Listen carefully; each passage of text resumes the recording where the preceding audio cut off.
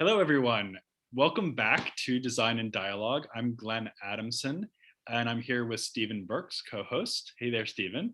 Hey, Glenn, how are you? Hi, everybody. Great to be back. Great to have you back in the chair. And we have the great pleasure today of having as our guest Mattias Sellden. Hi, Mattias. Hello there. Thanks for having me. Yeah, great to see you. And we're going to be talking about your work, Mattias, on the occasion of this exhibition that you have at Friedman Benda Gallery in New York City. I'm going to go ahead and start the PowerPoint here. Sorry, little pause. Thank you. I'm going to go ahead and start the PowerPoint here. Mattias, maybe you could just start off by telling us where you are, obviously in your workshop, but tell us where you're at. Yeah. I'm in my studio at the moment. I have this, rather Lutheran approach to my work. So I try to be in studio like at least 8 hours every day. But it's at this moment, it's maybe not as easy because I just had a baby. And, there is a lot of different things that is kind of drawing attention. And there's some lack of sleep and, but all in, all it's okay, I would say. Those are all the ingredients for a good interview. Yeah. Congratulations on your newborn, boy or girl? It's a girl. Excellent. Where exactly is the studio? It's situated in Bagarmoss, and just suburbs of Stockholm in Sweden.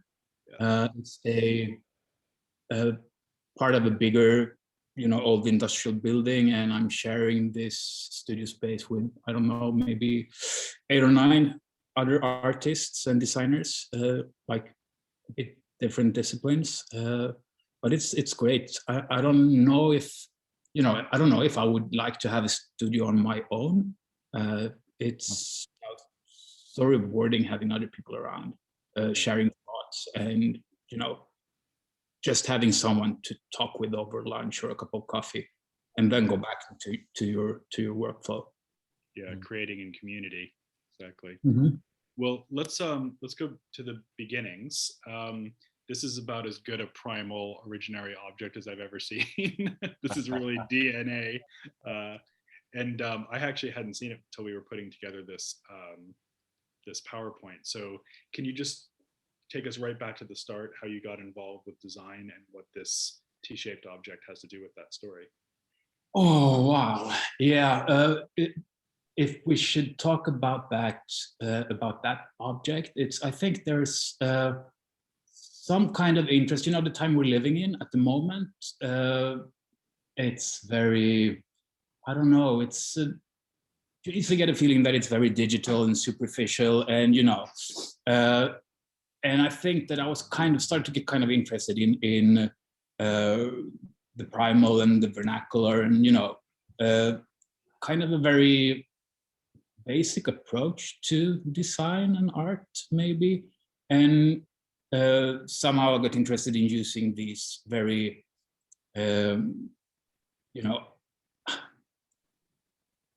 kind of out of the box forms, what is already there, the shapes that already is in nature, and kind of a meeting between nature and culture, in a very direct way.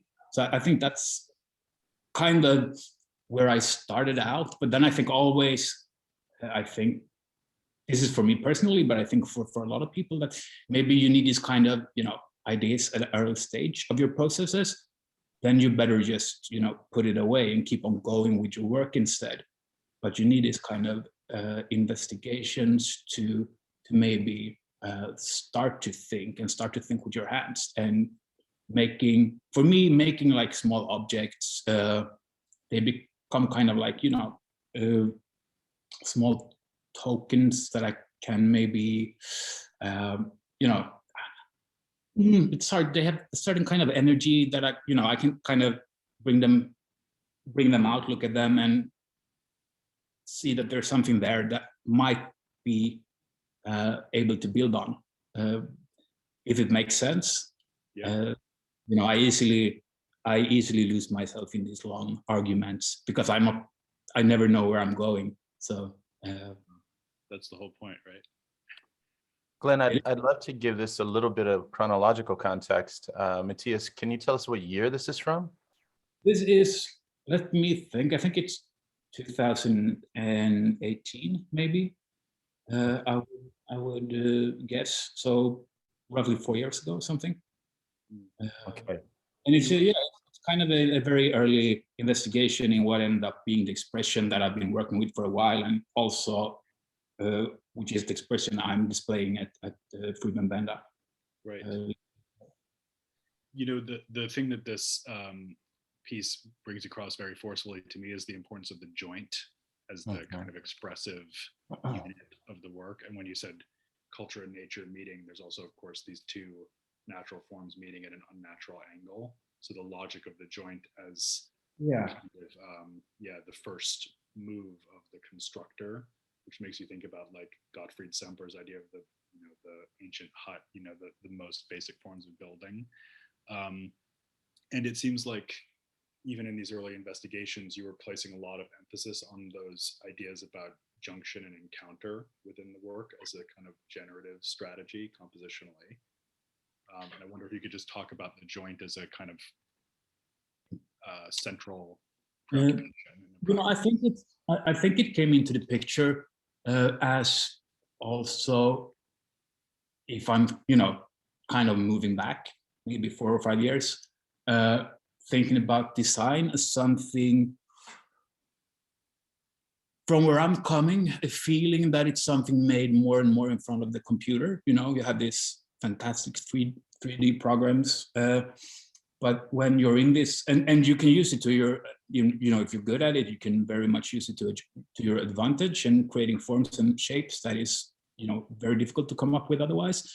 But it also kind of reduces everything into very, simple and bulky geometry. And what you don't need when you're in the world of 3D is a way of joining things together, which is maybe kind of, if you're coming from a carpentry point of view, maybe that's the first thing you need to do. What kind of joint will I use to put these two pieces of wood together? It's kind of essential for traditional furniture making, I would say. And it's something that is, it's been lost in, as I saw it back then, I felt that the joint was kind of lost in contemporary design because of the design being created in a environment that doesn't really require joints. Because you just take a 3D mesh and put it on top of another 3D mesh. Then, of course, when you take it out of the computer, you need to assemble it somehow if you can't kind of 3D print it right away. So I think that was kind of a initial thought that kind of, put some focus on the way things are put together, and maybe, celebrating that to some extent. Then it's, early on in my work, I think it was more important. And then later on in my work, I think I've been putting less emphasis on it, because that's the way it is. You understand that. And I think that also, most artists and designers can say this as well. When you start to work with something, then the work generates new work. It's kind of, you do something that leads to the next thing. And then it's one or 2 years down the road, and you understand that, the joint that was essential in the beginning, it's not even relevant anymore. It doesn't need to show because there's integrity in the work anyhow. So, but as you see this picture as well, it was early on, it was a very, important part. And for me, using this dovetail joint is because it was very useful in putting these slabs of wood together, because it kind of allows a little bit of movement, and it goes in this, the direction of the grain of the boards goes the same way, and what you see here is just a couple of just early investigations of the joint and how slabs of wood can be put together, and and also having this approach of just making and maybe afterwards thinking, not the other way around. I think this is a very powerful image, Mattias, because it's a kind of I don't know, timeline, right? It's kind of evolution of ideas. You have that first joint or connection or object, that kind of primary object in the foreground, but then in the background, we see another piece, which is two planes connected and varnished. And so I wondered if you could take us through these objects and what they meant to you and what they're about and what the evolution was here. Oh, wow. I'm not sure if I remember. I think we already talked about the two branches put together, and it's, I think that was the starting point, just bringing something from nature and imposing culture upon it, I think was the main thought at that moment. And then I think it just developed, and you can see that maybe some of these pieces are just scrap pieces found in the workshop that I kind of put together because I thought they were looking nice, and then eventually it grew, and you want to make something useful out of it, I think, and it became this kind of like, how do I put two slabs of wood together and keeping the I don't know, integrity of the wood, maybe I can call it, the live edges, and still having a smooth joint in a way and making it look kind of good. I don't know. So I think that was kind of what I was looking for. And the one on the left is more of a maybe some kind of principle of the dovetail joint, how the pressure is applied from all directions. Just something that I felt that I needed to do at the moment. So it's a long time ago. I don't really remember everything at the moment, but for sure, I haven't seen these myself in a while. So it was, most of these are probably in a box in a storage somewhere. So it was nice when I was asked to find some pictures for this, that I found this one, and kind of, it's always, I have this with my work, I kind of, when I'm in the process, I love it. It's the best. 5 minutes from when I decide that I'm done, I kind of hate it. And then I usually hate it for quite some time. But then I tend to start to like it again. If I just give it, 3 or 4 or 5 years, maybe the time needed to distance myself from the object, because I think that it's too much me in the object in the beginning. But when time passes, maybe I can see the object without seeing me in it. That's nice. Yeah. Yeah. So, Mattias, Stephen pointed out that surfacing or varnishing of the yellow piece in the background, and that's obviously a major step forward where you progressed from this overstatement of the joint as the kind of tectonic proposition of the work and having that be the sole focus, to these works that still have joinery as their expressive means, but also this added layer, literally, of style, of palette, of sensibility. Can you talk about the introduction of color and surfacing into the work and what that did for you? Yeah, I think that was kind of also, as soon as I started to think of it in terms of furniture, I think that color became central because I think it moved it from, one category of work that would be kind of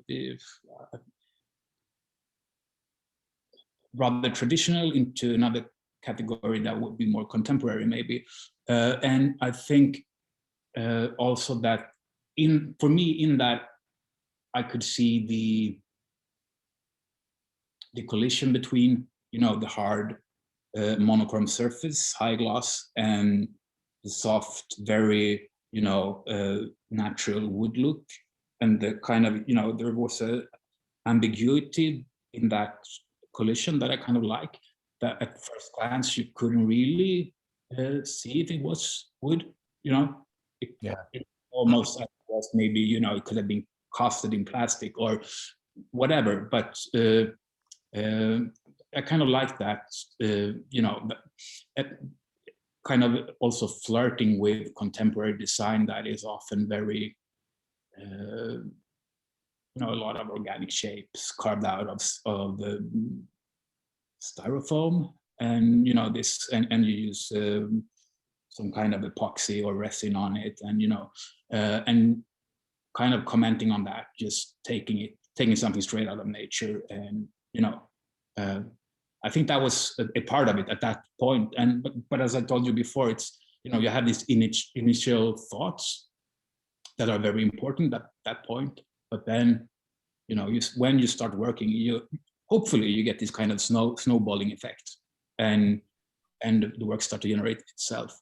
Yeah, and here's some. Sorry, maybe you want to say something first.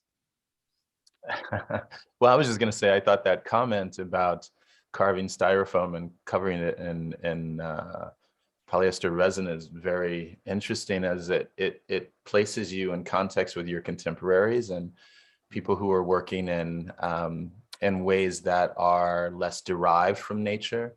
And so there's something about the finish that I think Glenn was hinting at, that for me takes it away from the natural material, as you mentioned, and into this kind of plastic space. And in fact, I wasn't even aware when I first saw your work, Mattias, that you were working in wood.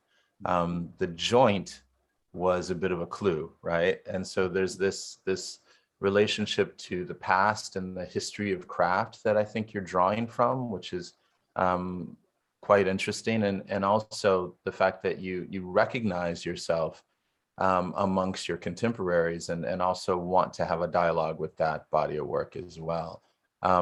So the question of sustainability is coming up more and more often as we look at design and the materials we're using and the way that they're affecting the world. And the fact that you're beginning with a natural material makes me wonder where you find yourself in terms of the coatings that you've used. I know they range from auto body paint to linseed oil, so I'm quite curious what your intentions are there. Yeah, you know, I started out with just, you know, basic what is it, kind of water-based paint for furniture, you know, with acrylic in it, maybe, I don't know. So that was where I started, because I didn't give it that much thought, and it was accessible at the, you know, the place where I was. Then I moved on to probably to make this, because I liked the idea about the collision of nature and, you know, the contemporary and the culture, you know. So I moved on to carb body paint, which gives, you know, a really thick high gloss layer on top of the wooden surface. Then somehow I, you know, kind of started to try out a bit with a linseed oil varnish and with linseed oil paint, maybe to get back some of the control, because leaving the stuff to someone else to paint it, I lose control of that process. And I think I wanted to experiment more at that point. So introducing that became a you know, I don't think I did it because of this sustainable approach to it. I think I did it because when I started to use it, it gave me possibilities that I didn't have before. And also, you know, anyone who ever tried to work with this kind of paints and varnishes is, you know, it's so much nicer working with the linseed oil versions of them rather than the new plastic ones. So mainly I know that, you know, I work in wood, and I work with, like, you know, organic coatings, but it's not really, for me, it's not an important part of my work. The important part is the result, I think. You know, it's what you see, and it doesn't really matter how, you know, what it constitutes of, or of course, you know, it does, but it's not a aspect of my work that I feel an urge to push, to say, look at my work, it's handmade and it's sustainable, and it's, that is not an aspect that is important to me. It's not, it's just not. I want the work to be important as it is, not because of me doing it this way or that. Although having said that, this chair was a surprise to me. Seeing this image, it's fantastic. It's such a strong. Thank you. Talk about nature and culture intersecting this kind of Gerrit Rietveld style rectilinearity in contrast with the naked, beautiful birch bark is a very, it's like that dialectic is being pulled taut here. So in this case, it feels to me like you're using the material quality in a very expressive, direct way. And it's in comparison to sending a piece off to a spray booth to have it covered in auto lacquer. It's about as strong an opposition as you could have. So I'm very interested in this object as marking out a different position as you're developing this body of work. I think, to me, this was kind of, I made it both parallel. This was also a part of my graduation show at Konstfack, the big art and design school in Stockholm. So I had both this one and the others that we have already looked upon. And for me, I think it was kind of also, talking about this culture, nature, collision. I think this was kind of the same. It was kind of, the way we're, the furniture that we have been looking at, I kind of held an approach where I was kind of trying to follow the material, letting it be more at its natural stage. And this one kind of the other way around, like culture imposing itself on nature, very much in a very direct and, very obvious way, with the birds coming, almost, you can almost see it as it's grown square, because we cultivated it so hard so it grows square because we want square birch. So for me it was kind of just two different iterations of the same, I don't know if I should call that dichotomy of nature and culture, but the thing with this one was that after doing it, I felt that there was nothing more to investigate in it. It didn't make sense making another one because there was nothing more for me to explore. I made it and it was a one-off, but there was nothing more to me to explore in it. Yeah. What's fascinating for me here, though, Glenn and Mattias, is that you mentioned Rietveld, but here there are no surfaces. And what I'm struck by immediately is the figurative here, Mattias. And I wanted, actually living with your work, the small piece that I have upstairs, every time I look at it, I get the impression that it's moving. And I wanted you to speak a little bit to what's happening here in terms of the figurative expression and what continues to happen in subsequent examples of the work. Oh, that's a tough one. I'm not sure what to say, really. Somehow it just ends up being, living things. I don't know. It's something. I don't know. Maybe it's because of the body's relationship to furniture and kind of blurring that line of, instead of maybe the body that interacts, having all the agency, maybe I'm giving away some agency to the object, or maybe I think there's, I think maybe you're familiar with a guy called Tim Ingold. Yeah, he, and he's probably taken this from someone else, because, they always do, but he's talking about it as things, not objects, because things are alive, objects are dead. So maybe I should refer to it as things then. And maybe it's that interest. You know, maybe it's because it's something that we're supposed to relate to with our bodies, because it's taking the shape of furniture, and kind of crossing that line, making the furniture becoming the body.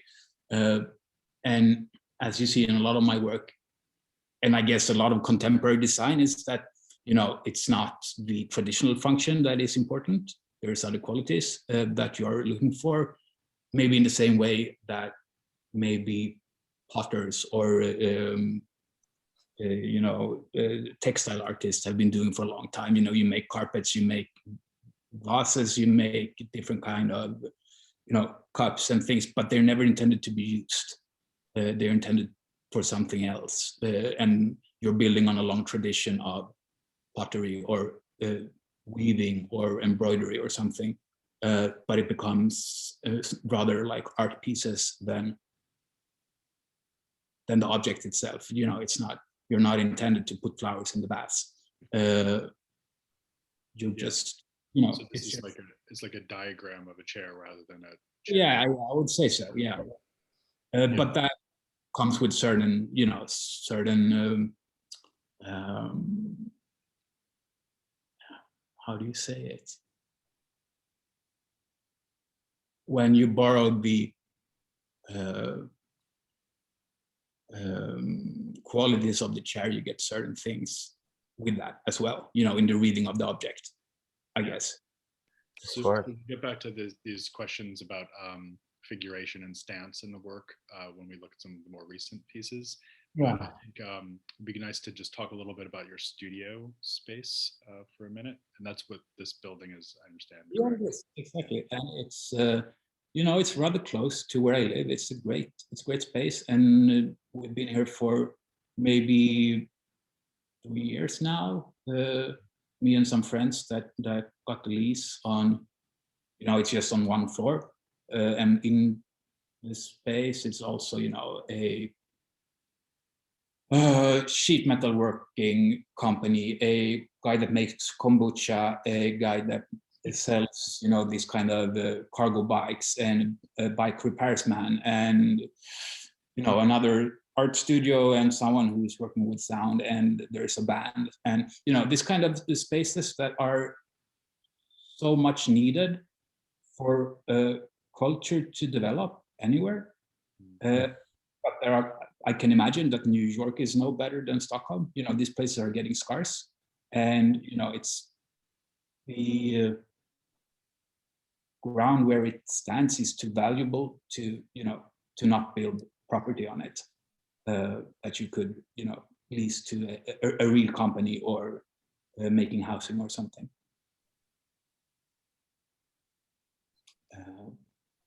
Yeah, and this is from my, you know, the paint shop where I do most of my painting. And as you see, there's a lot of different varnishes and mixtures going on at the moment. It's you know, it's kind of a, remember an old teacher calling it the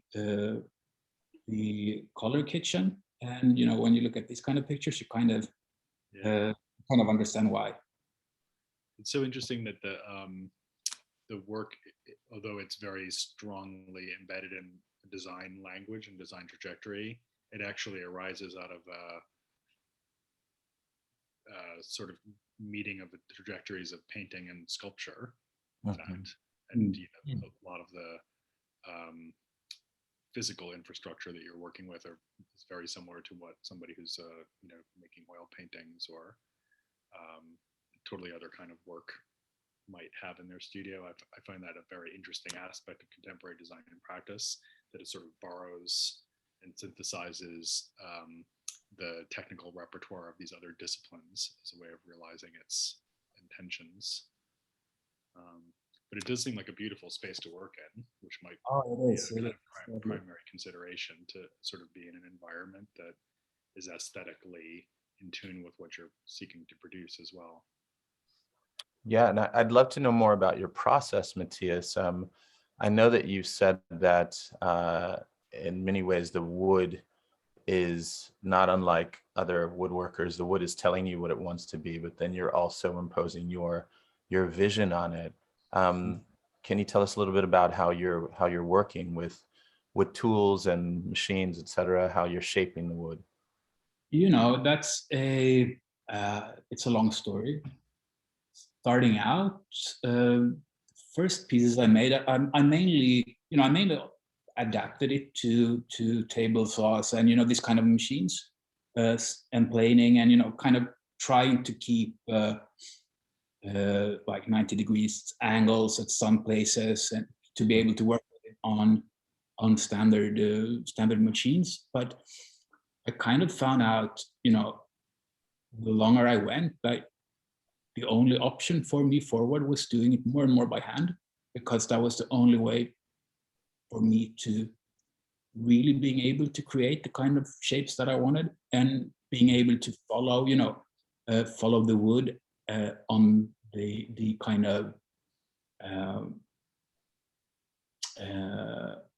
terms of the wood, So so there's no need to plane it anymore, keeping all the curves, keeping the way it kind of, when wood dries up, it kind of twists and turns, and being able to keep that, it gives a lot of character and life to what I'm doing. And the only way for me to being able to do that was moving on to working more hands-on, more, with traditional tools like hand saws and chisels. And of course, there is the occasional, router as well to do some things, because there's no, I don't see it as a necessity to do it, with hand tools. I'm trying to do it with hand tools when I see it best fitted, and if I can do something faster and more precisely with, a router or something, I do it. So there's, but as I feel it, it's the only way to make it the way I want to, without compromising too much with the inherent qualities of the wood. Then also, of course, if you've been in a workshop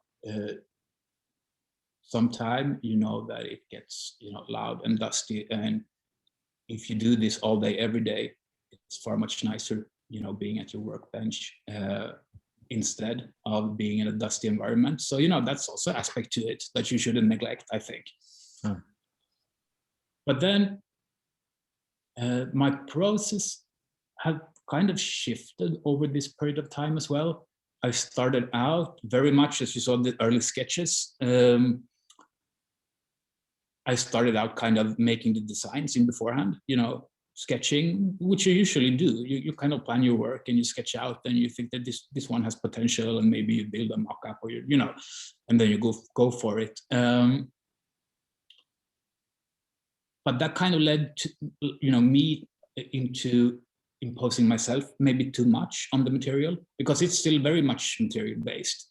So gradually I found myself starting to look at the material and, getting the ideas from there, and often working at one piece, putting it in a weird angle in the wrench on my workbench. It gives me a new idea of something that I want to try out. And the way I'm working right now is actually I'm just, taking maybe 2 or 3 pieces, putting it together in a rather arbitrary way.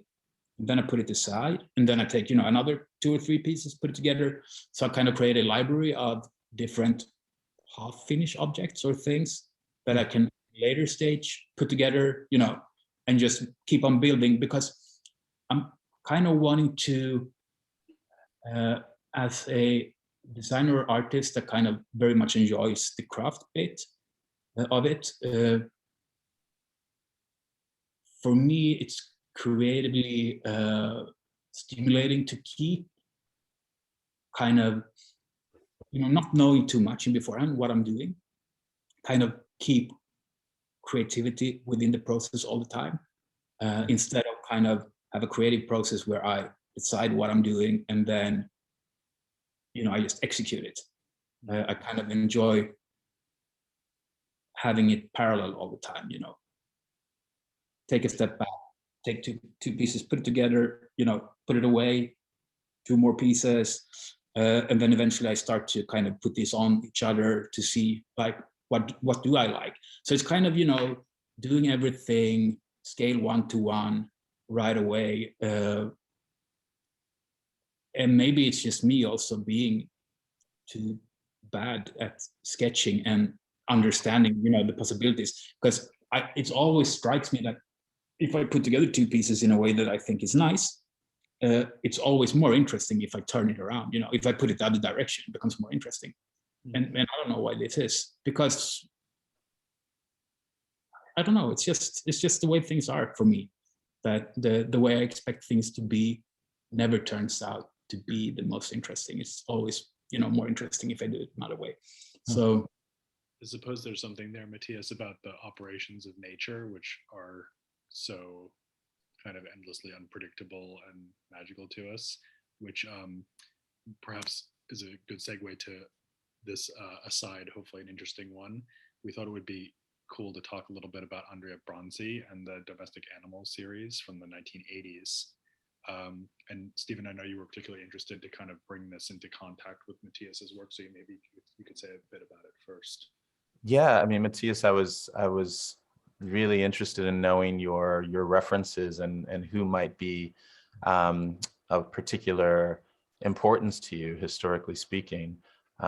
Like you said, right, it's always taken from somewhere or inspired by something. And so the Animali Domestici project here by Bronzi and his wife, Nicoletta, super interesting to me in the way that it's a commentary on standardization, and it's a commentary on the use of the most kind of primitive form of the material. And so I was curious about, in many ways, what this work meant for you in terms of how you're in some way looking at the primitive, or in Bronzi's words, the neo-primitive. Yeah, it was when I found this body of work. I don't remember if I was, recommended it by a teacher, maybe at school or something. But when I found it, I was kind of, blown away. And then you're always in this situation where you find yourself almost trying to emulating something that someone else have done already, because you think it's so good. I think this happens to everyone a lot. You look at something too much and you wish it was you that made it, and you make things that kind of similar. And as you can probably see on the early investigation pieces that we looked upon, where pieces of wood were joined together, and also maybe the square birch chair, it's kind of also visually in a way similar, maybe. But then, for me, that was kind of, it was inspirational at an early stage. And then I haven't thought too much about it since, maybe, for the last 3 or 4 years. And it's super interesting to hear that you are now, you kind of, you feel that there is a close connection to the work. And it's interesting that something, because I couldn't really see, apart from the very clear visual connection with some of the early pieces, I couldn't really see the relationship myself. I wanted it to be a relationship, but I couldn't describe it. But it's nice to hear that some years down the road there's a relationship between the two. Well, there's something about, not to say that I see Bronzi's work in your work directly, but there is something about the balance between, let's say, the very direct use of a piece of wood and its relationship to a piece of furniture that is related to the body. There's something about the balance between in Bronzi's work here, the base, which is very defined and designed, right, and the more free pieces of wood on top that I think is there's a tension there that's developed, and I quite enjoy that tension in your work as well. And of course, we understand that these things happen in the inspiration may happen very early in your career, but the seed of it, maybe the best of it, let's say, continues forward if we're lucky. Yeah. You know, what's striking when I look at this, sorry, it's just that, you know, when he does it, it looks so simple. Right. Complicated, you know. Yeah, I think that's right. And in fact, when we now progress to your more recent work, it's noticeable that the dichotomy is no longer as discrete, let's say, or separated out. So what Bronzy was doing there, you know, now 3 decades ago more, was really staging a direct contrast binary and letting those two halves of the binary remain autonomous from one another. And it seems to me like what you're doing is really resolving that dialectic into something that's synthetic and creative and generative. Arguably, Bronzy did that himself in his own way, you know, going into his later work. So for all that there's a kind of intellectual lineage here, it seems to me like your solutions are quite different to what he ended up with in the Domestic Animal series, for what it's worth. It's like it's being cooked down and then sort of turned into a new recipe or something, you know. And the powerful use of color, I think, is really important in terms of synthesizing all of those forms together. Yeah. Another thing I wanted to ask you about, specifically with reference to this piece, Mattias, is the question of complexity. Because if we think back to the first object that we saw, and its very, very stark simplicity, now we're getting into objects that have, by your standards, almost a kind of Baroque elaboration. And I wanted to ask you about that, the sort of multi-partness and the way that the object evolves in space in this more complex way. You know, I think one of the reasons, of course, is that you know, you always want to challenge yourself, you know, see where you can go after this.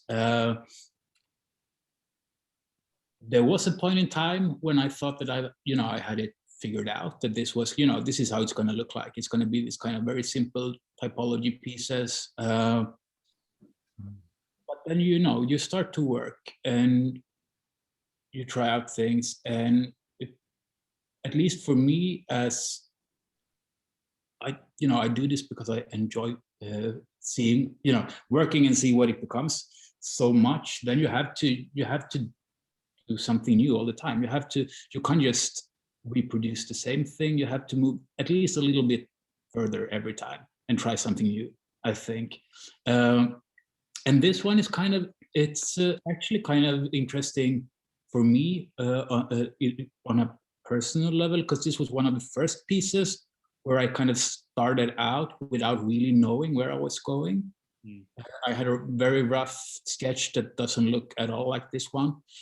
But as you know, as I started to work, I kind of found that, you know, I can, this piece goes better here, or, you know, and I kind of did live sketching with the pieces and kind of clamped it on and looked at it, and, you know, this kind of work. And so this kind of grew organically, like the separate pieces were made, you know,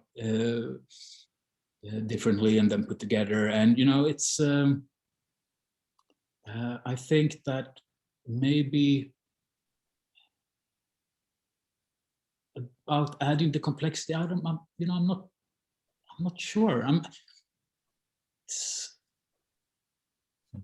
hard to tell, you know, because sometimes you can go back and see something that you did a long time ago that is very simple, and it's maybe better, but you just have to progress and challenge yourself, I guess. And, you know, something becomes interesting and you want to try it out, but you don't want to overcomplicate things either. It's that I think it it's probably Donald Judd, that said that he was. I think it was about simple and complex, and simple things can be complex. Complicated, on the other hand, is something different. And he was kind of preaching that you should avoid this. Not make overcomplicated things, but simple and complex. And I don't know if I'm, but I try to think about that sometimes, at least. Interesting that you mentioned Judd, because I was going to bring him up as well. For me, it's a question of scale and the way that it hints at a kind of larger sculptural object that becomes spatial.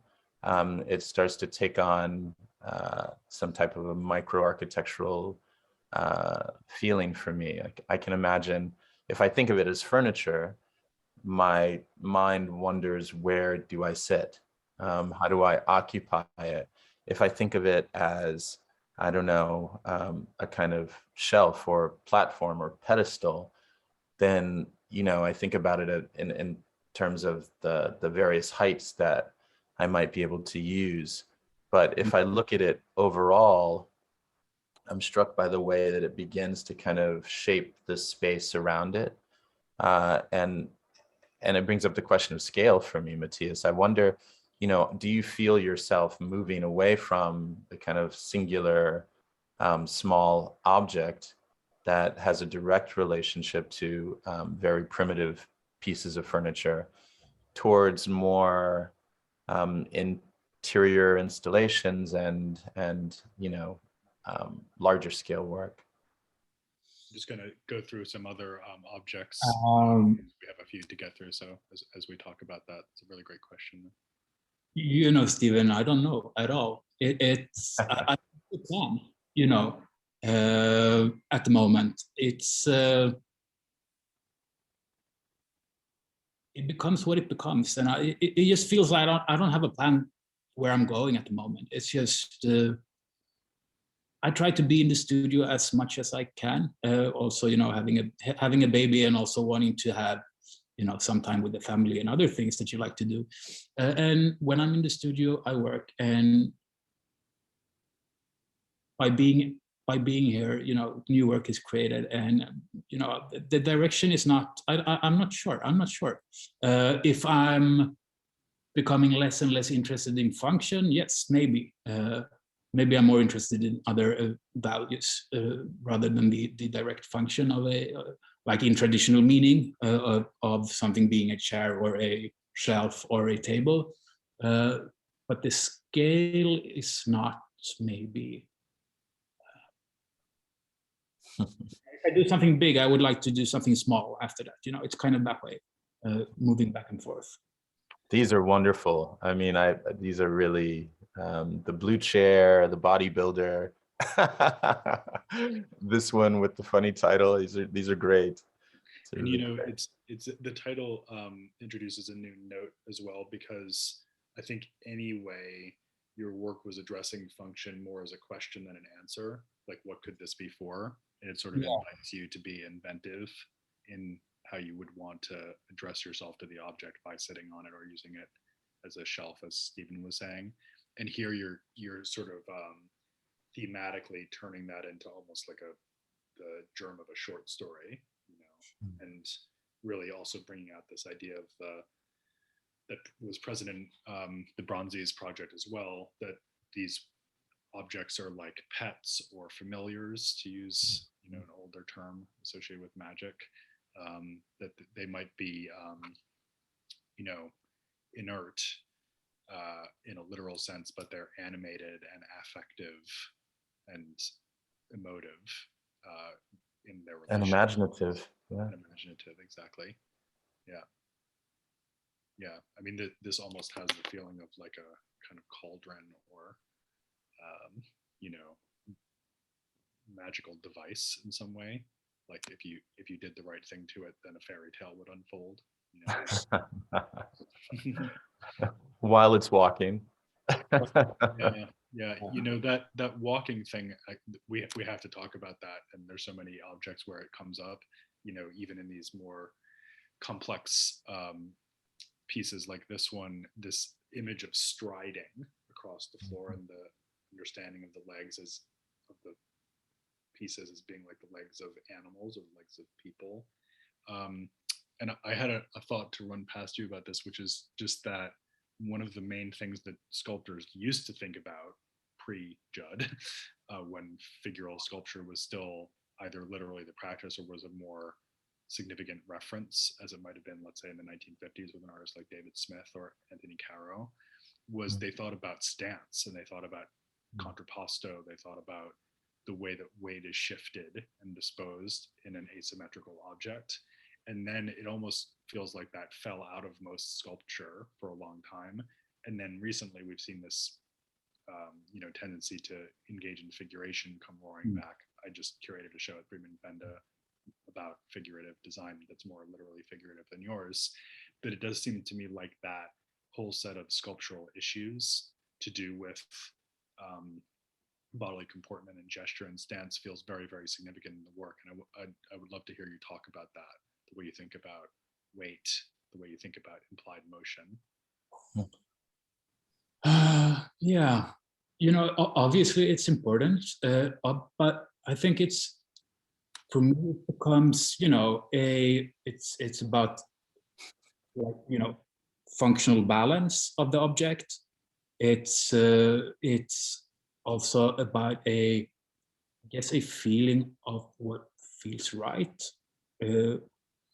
Not, you want it to be, it's kind of hard to tell, why it becomes the way it becomes. I think also a very, of course, it's because, it's made out of organic matter that are, enabled to keep its original form to some extent. And with that, you get kind of motion, of course, because it moves when it grows, just very slowly.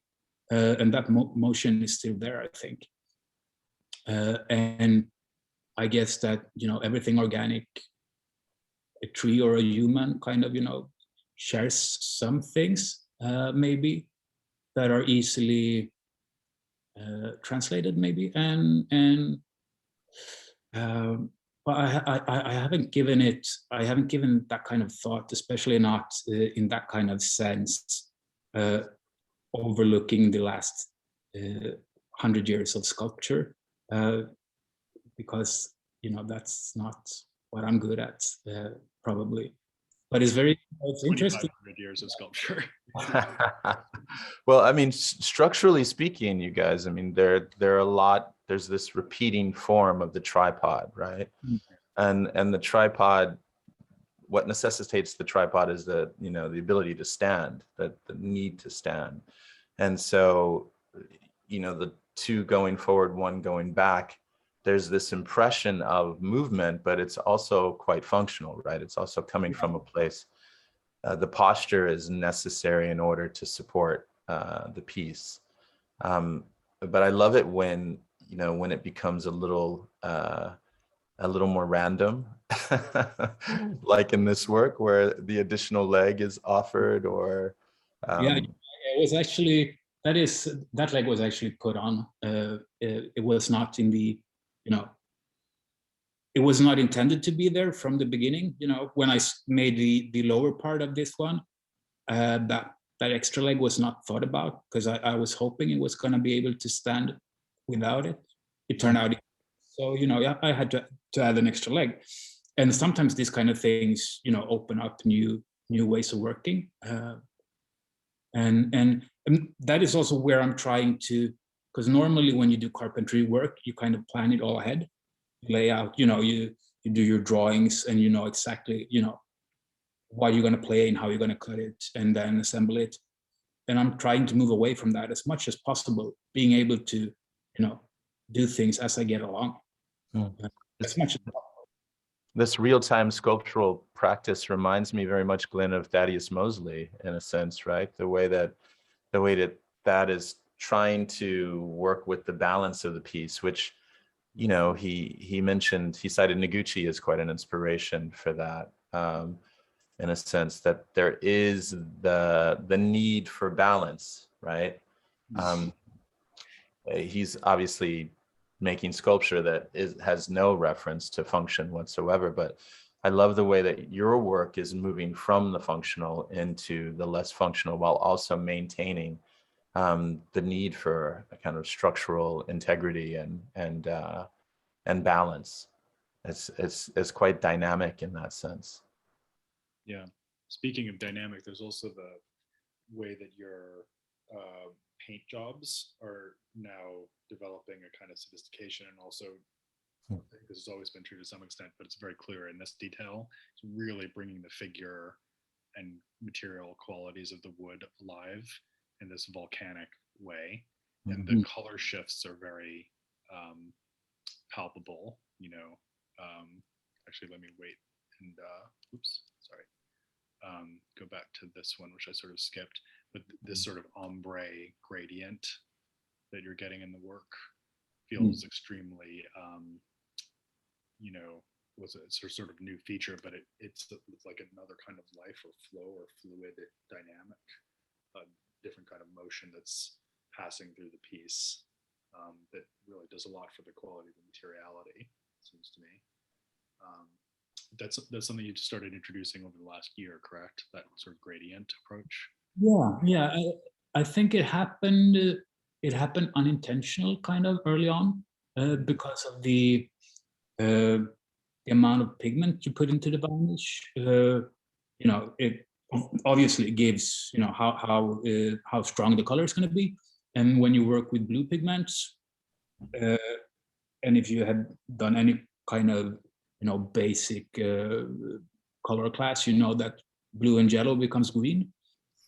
So when I started out with this blue pigment, and then I of course noticed that if I put it on very thin, it becomes green, and if I have a thicker layer, it becomes blue. Or if I mix with a lot of pigment, I get a blue varnish, or just not that much blue pigment, I get a green varnish.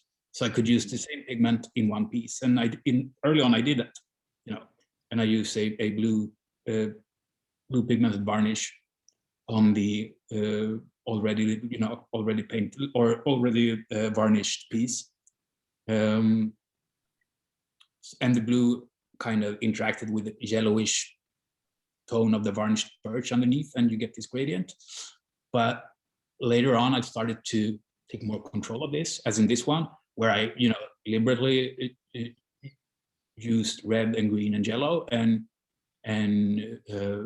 get the gradients together just by I don't know what the word is in English, but you know, by just gentle strokes of the brush, you know, mixing the two ones, wetting wet on the object. Yeah. Glenn, before we run out of time, I just want to go back to this question of the thing versus the object. And actually, Queen Cactus is a great example.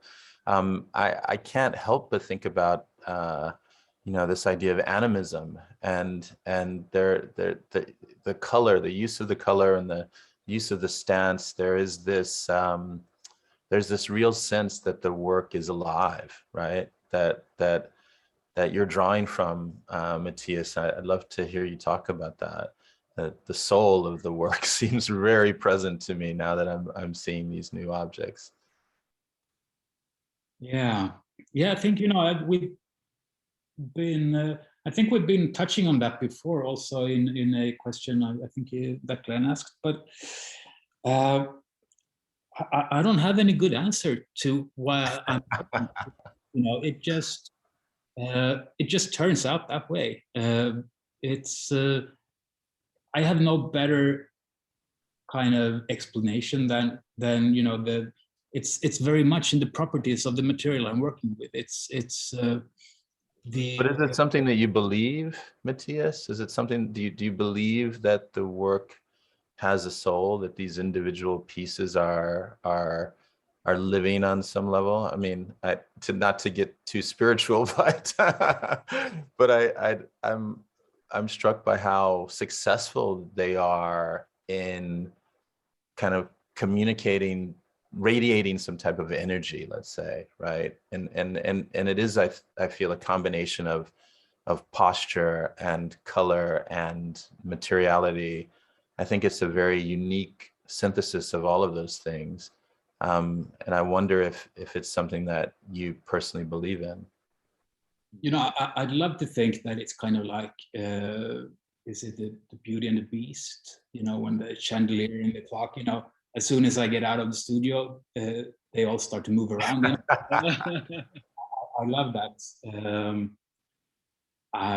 I'm not sure if they do, but I surely hope so. And it's something obviously that I'm kind of drawn into when I'm working. It's an expression that I'm obviously looking for, and it kind of becomes obvious when I also try to put titles on them. It very refers to them as individuals rather than objects, rather living. I was going to ask you about that, Mattias. Sorry to interrupt, but the titles, as viewers will be noticing, are extremely eclectic. You seem like you have lots of different titling strategies, Odysseus and Telemachus, these ancient characters, and then these more poetic fragments of language, some things that seem almost like Dada poetry. So how does that work for you? How do you come up with titles and connect with topics? I don't know. It feels very arbitrary. It's talking about the Telemachus. It's kind of fun because I made another piece, which is kind of a bigger version of that one, that is called Odysseus. And Odysseus is the father of Telemachus. But the reason for that one being called Odysseus is because I was asked for a title and I didn't have a title for it. And me and Mark had this dialogue about, because I was reading the Ulysses, is it the name of the book by James Joyce? Yes. Yeah, I was reading that and I had a dialogue with Mark about it. And, kind of also, I think it ended with kind of,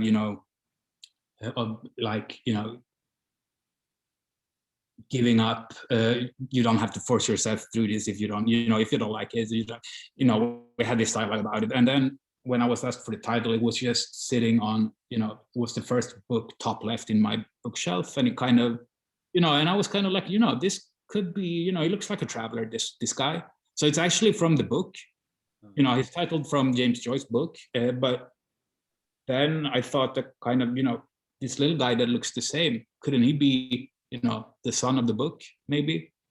It's becomes very, very arbitrary. And it's just maybe something that I see when I look at the object, maybe a feeling or and sometimes it's a bit forced, I have to kind of think, and often I'm not as happy with those titles. And sometimes it's kind of like the title is there early on. So there's no real strategy, I think. It just becomes, I think if it would be really nice just to have a, simple formula for titling. I don't think, something tells me, Mattias, that that's not your work. There's a freedom at work here that I think. Giving names, it's tough, So this is our last image. I'm just gonna take the images down so we can close out a little chat between ourselves. You have this exhibition coming up at the gallery together with Thaddeus Wolff, the glass artist.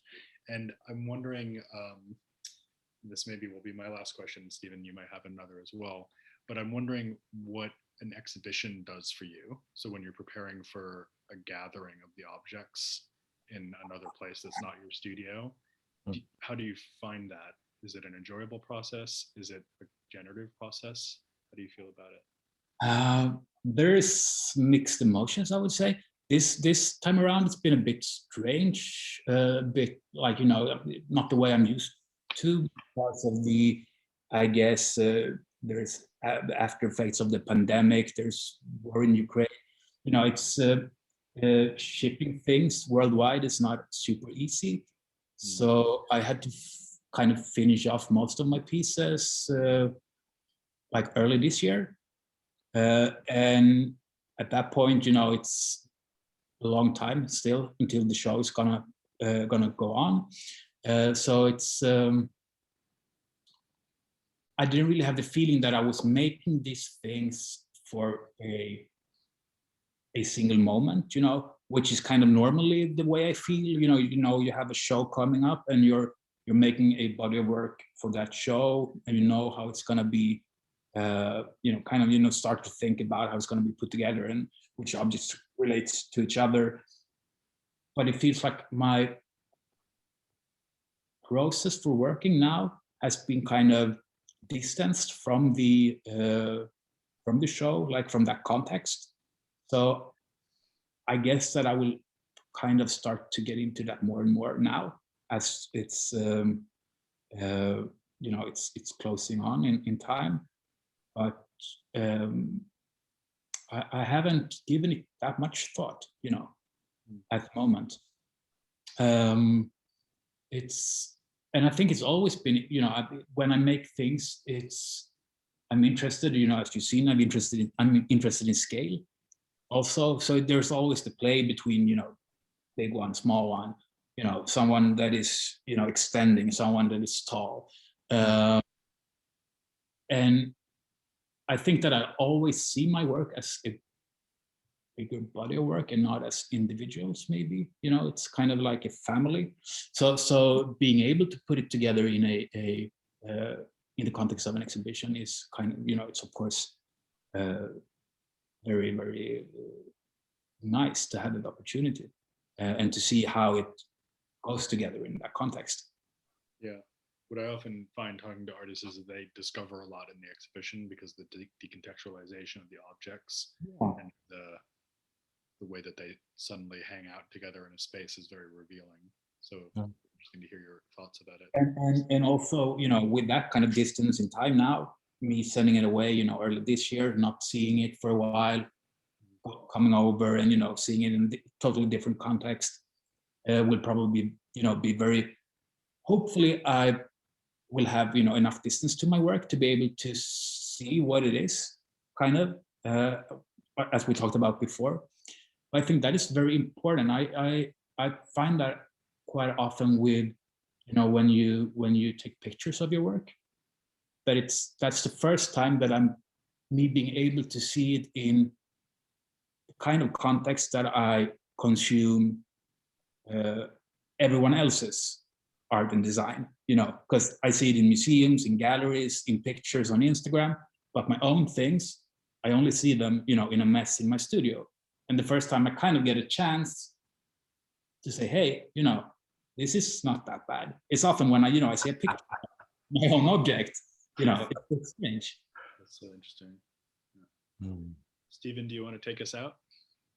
Well, I was really just wondering, I mean, the obvious question is what's next, but I feel like part of that's already been answered. And Mattias, there's clearly a trajectory that you're beginning, and it has to do with, producing work for an exhibition as opposed to producing work.